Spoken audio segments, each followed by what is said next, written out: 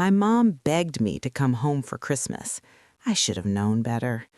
My name is Claire Miller. I'm 30 years old, living in London, and for some reason, I convinced myself that this holiday would be different. She called me at 3 in the morning, London time. I woke up to my phone vibrating on the nightstand and her face filling the screen. Red eyes, shaky voice, talking about how the family never sees me anymore, how the kids miss me, how Christmas doesn't feel like Christmas without me.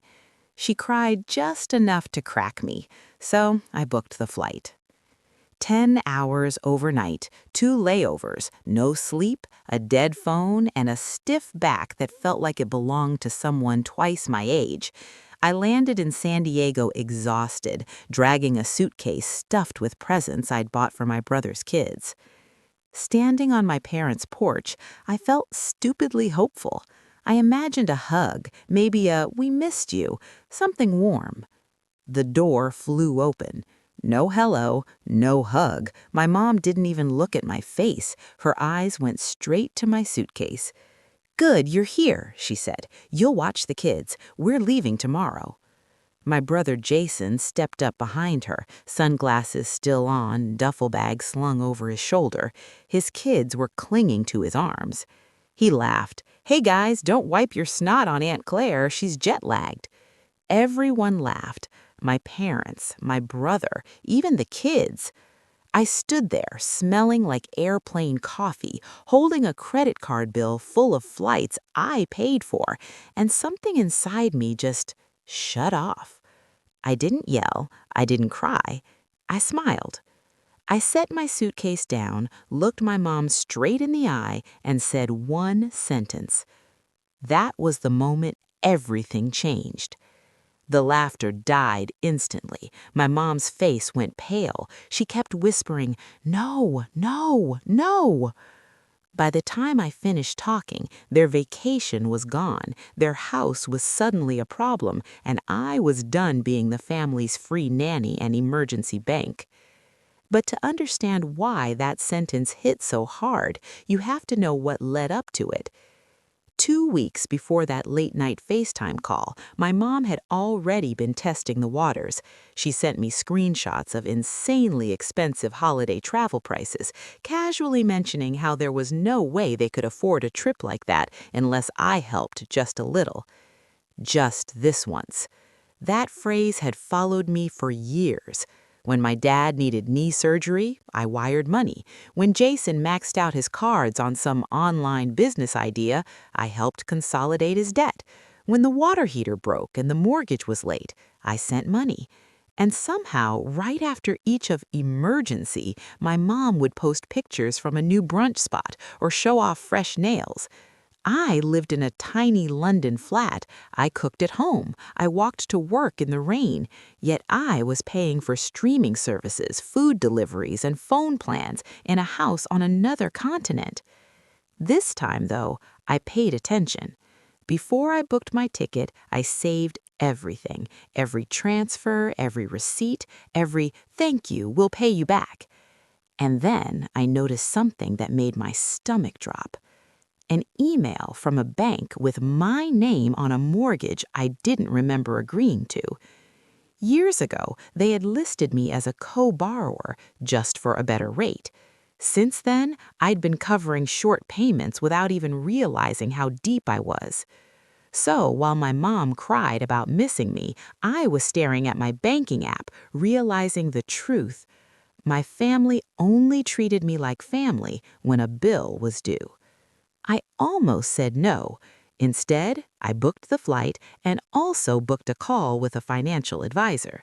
I downloaded 3 years of statements. I had a simple agreement drafted online.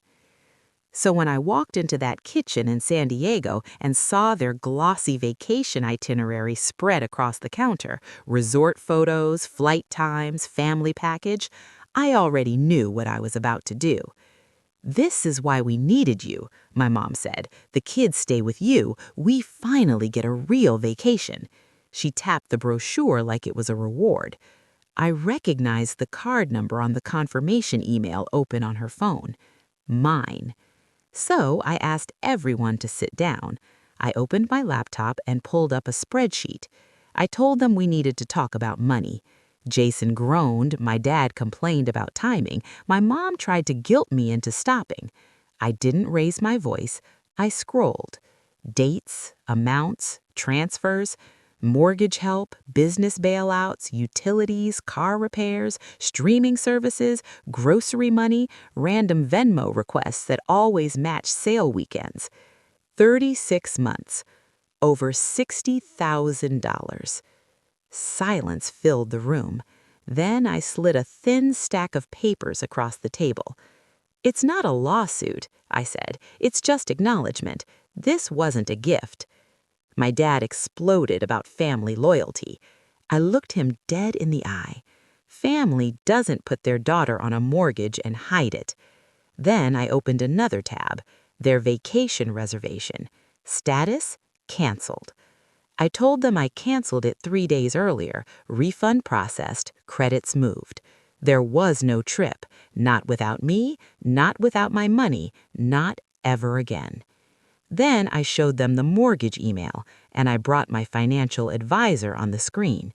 She explained, calmly, that I had every right to remove myself from the loan, even if that meant refinancing or selling the house. My mom cried, my dad yelled, Jason panicked. I handed them my formal notice. I canceled every automatic payment, every safety net I'd quietly built. Then I picked up my suitcase. My dad told me to leave and never come back. So I did. I went to a condo they didn't know existed, one I bought quietly months earlier with my own savings.